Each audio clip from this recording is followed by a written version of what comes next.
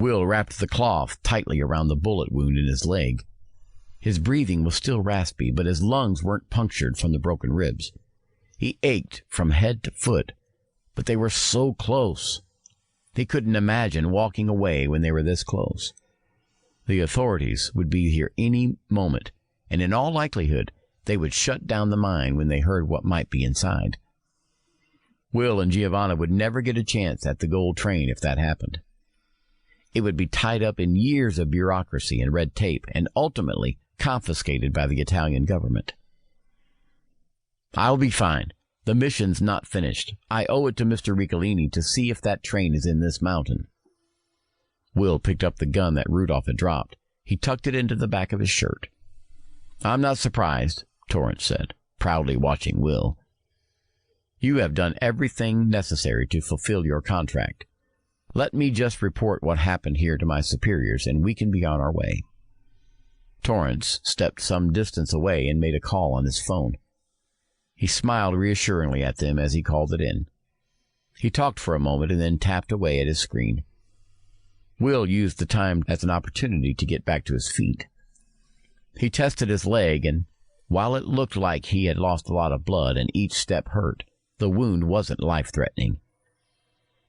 "Let's hope we find the train quickly," Will said quietly to Giovanna as he hobbled up next to her.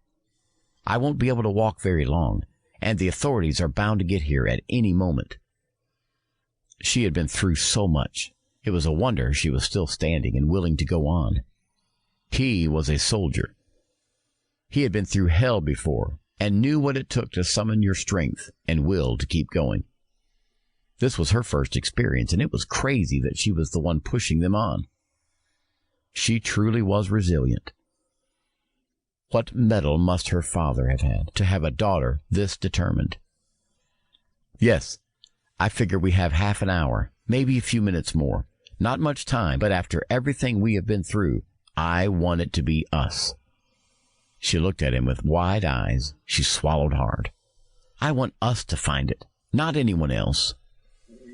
He thought he heard her voice crack. She looked down at her flashlight and blinked rapidly. The flashlight flicked on and off as she tested it. They left the Germans and the Russians where they were. "Leave them," Torrance said. "The SIS will be here shortly, as will the Italian authorities. They will sort it all out. But let's go find this fabled train." They walked along the shale-covered path, occasionally spotting bits of old railroad track that must have been discarded or left behind. Will could see the entrance to the mine yawning black in the distance. "The first gallery should be right inside that tunnel," Giovanna said.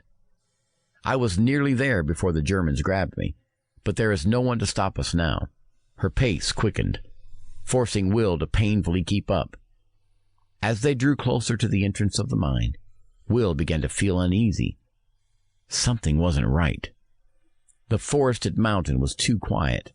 He stopped limping along and pretended he needed to catch his breath. It wasn't all that far from the truth with his broken ribs and patched leg. "I don't hear the sound of sirens," Will said. "Wouldn't the SIS have called it in by now? The local police should be on their way up here." "Will," Giovanna frowned, "it's only been a few minutes. They can't warp here.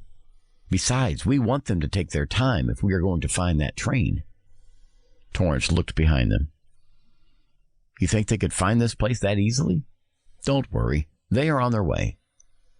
"But I didn't get any cell reception up here. So how did you?" Torrance was quick.